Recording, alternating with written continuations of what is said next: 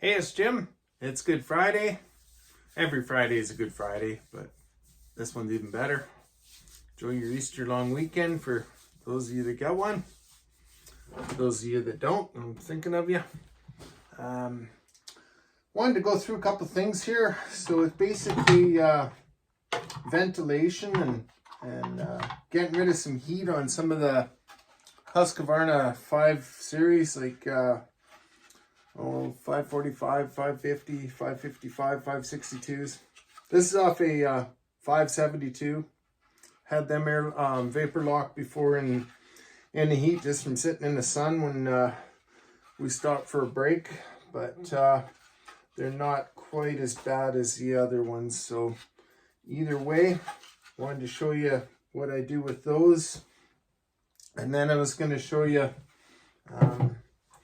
the other thing for some of the stills there for the O series or pre 61 series type stuff. So anyway, let's see.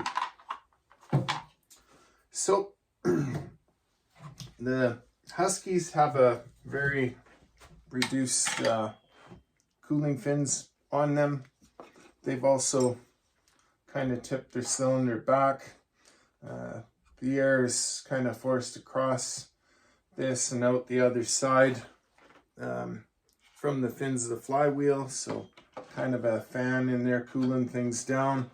But when the saw's not running, that warm air gets, or hot air from the cylinder gets trapped on top, and there's very poor separation between your carburetor and the cylinder. So while I've got this one apart, I'll actually take that insulative reflective HVAC type tape and do both sides of this with that adhesive tape. That does help kind of prevent some of the heat from transferring through to the carb when the saw is both running and shut down.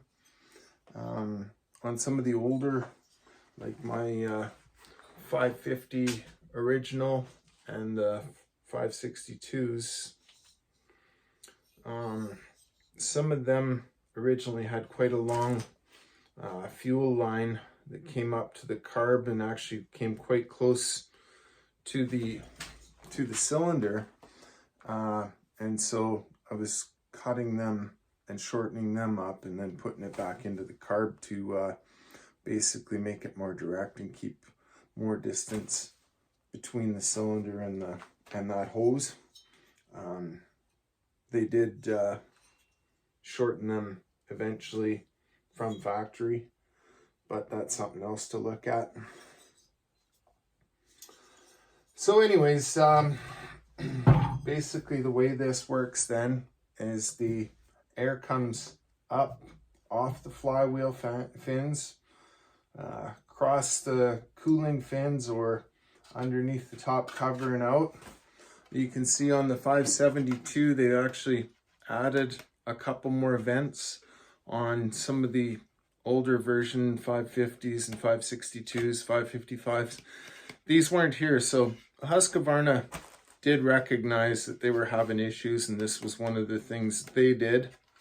On a lot of the smaller saws, I normally do the decompression valve delete anyways.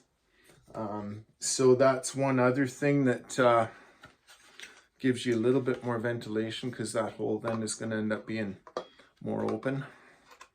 It does have kind of a protrusion above it. If you want, with a Dremel or whatever, you can round that off. And then whatever you're using, if you're using anything to cover those, I do, it helps keep some of the debris out. And also when the air is being forced across it, it actually helps direct it across. Back to the video. Apparently when somebody tries to FaceTime you, it interrupts your video. So anyway, that's why we're rudely interrupted. So yeah, so ventilation on top. like I said, they're getting rid of that decomp. It's a really good idea to get rid of it anyways. These ones, if that little assembly falls apart or fails, that valve actually falls straight down into your cylinder, and it'll take out your piston and probably cylinder as well. And for most of us real people, you never end up using it for what it's designed for. And then if it does get bumped, quite often it'll jam a little bit open because there's carbon buildup or whatever too. So it's a good thing just to get rid of those. Anyways, so what I do is I'm kind of concentrating on areas that when the saw is not running, it's going to let the heat out. Obviously hot air rises, so we want to focus mostly on the top. But again, a good trick with the older 562s, you'll see that there's kind of a profiled or marked thing here already where it's kind of dented in, and you can cut that out. You can come up a little bit higher to give this effect there. Any of those things will help. Like I said, the air is coming out that side anyways when it's running, so that does help. And then I'll usually throw 2 up here of these smaller ones if you're using something small. See, like I think these frog skins, it's on this particular one, it's a 3/4 inch inner diameter hole. These have an adhesive under it where the black is, so they're quite tidy when they're done. And like I said, it's just a matter of deciding where you want to fit it in at. So if you got room and you want a couple on top, that's probably the best spot. I don't do anything behind where that divider is for your air filter, because I want to keep the forced air from the flywheel that's coming up into the air filter. I want to make sure I get that maximum benefit from that. And yeah, so that's pretty much it with those. I was watching a video from somebody that's doing a different type of this stuff, which they're using more like a mesh screen. I think it must be for a funnel filter or something like that. But anyway, I'll throw a link in for those. They are wire mesh screen. They look like they'd be really good and fairly durable for the heat ventilation. I wouldn't use them on the airbox on the Stihls though, because in my opinion it's too coarse a screen, so it's probably not gonna work as a pre-filter as good as these frog skins do. That is what they were originally designed for, was on snowmobiles, to help cool your clutches, as well as provide additional air for the airbox. So the material they're made out of is I guess kind of semi-water repellent, or fine enough that it repels most water. And I don't know, let's see, where's my camera? There's my camera. So it's very fine stuff. It is pretty durable. Again, if you're going to be climbing with it, or chance of sticking sticks through it, then maybe that wire mesh might be better. Okay, so where was I going? I was going to go to, on that video, that guy's using one of these spade bits. I'd really recommend not using spade bit. They really buck around when you're trying to do anything. So I'd stay away from that. What I use when I'm doing them is a hole saw for the ones that are a 1 inch inner diameter, like the one that I used on Daryl's 660, and that's what I used on Eric's 661, I believe, as well.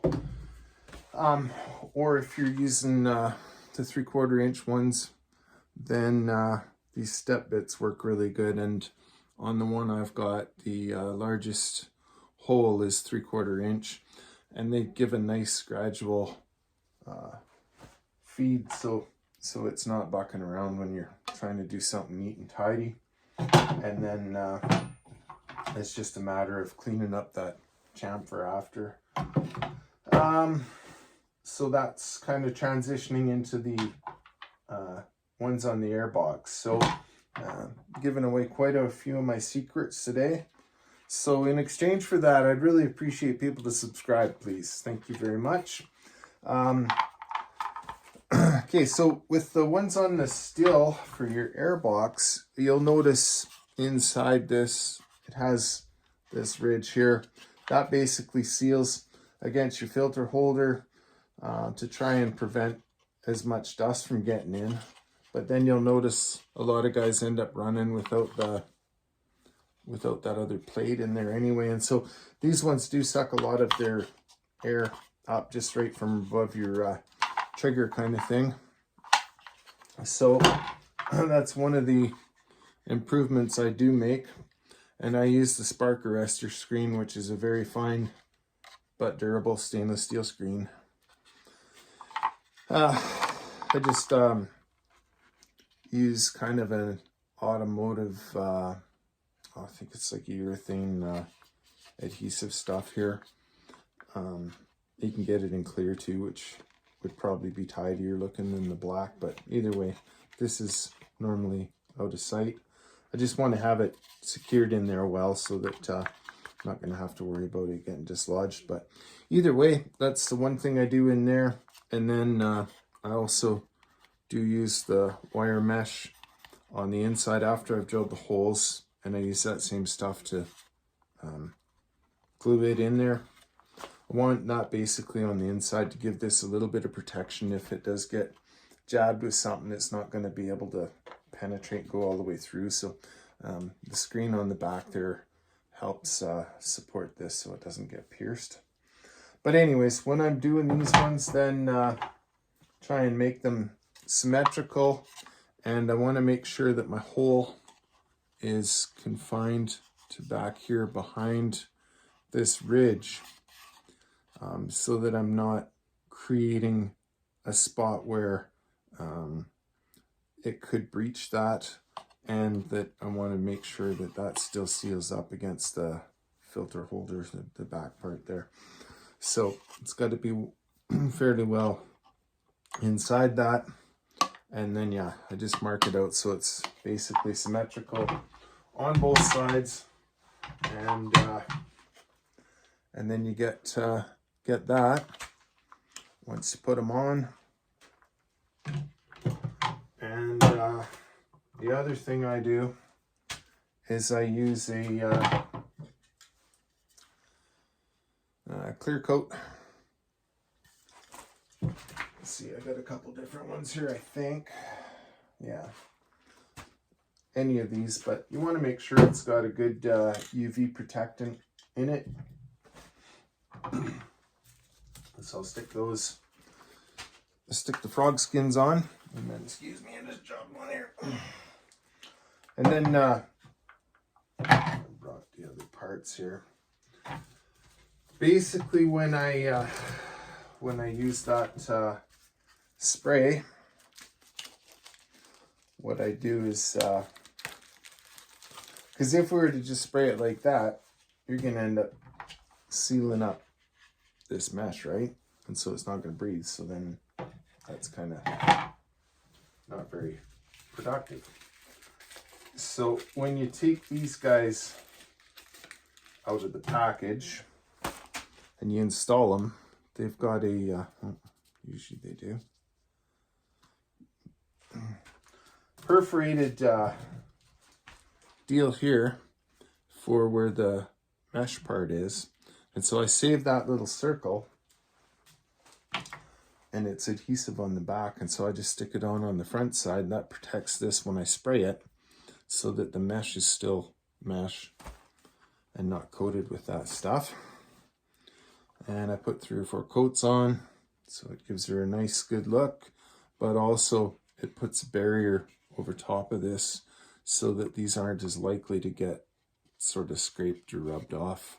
So if you're packing the saw around a lot, like Eric is on the coast, then he was saying that quite often, just from it rubbing against his leg or whatever, he was rubbing this corner of this off. So, but for the most part, they're good and durable. Definitely increases your airflow. If I get creative, I'll try and add the link into my 460 where I demonstrate how I determined that they are a bit starved for air when they're pulling hard, and how this fixes that and some of the potential gains you get out of it. So let's see, I think that pretty much does it for that. So hopefully that helps. Sorry for rambling on, but you got time today, or at least the weekend. It's a long weekend, so hopefully you get something out of that. Get a hold of me if you want to. jimsawsandstuff@gmail.com. Yeah, happy to help you out. Okay, take care. Have a good weekend.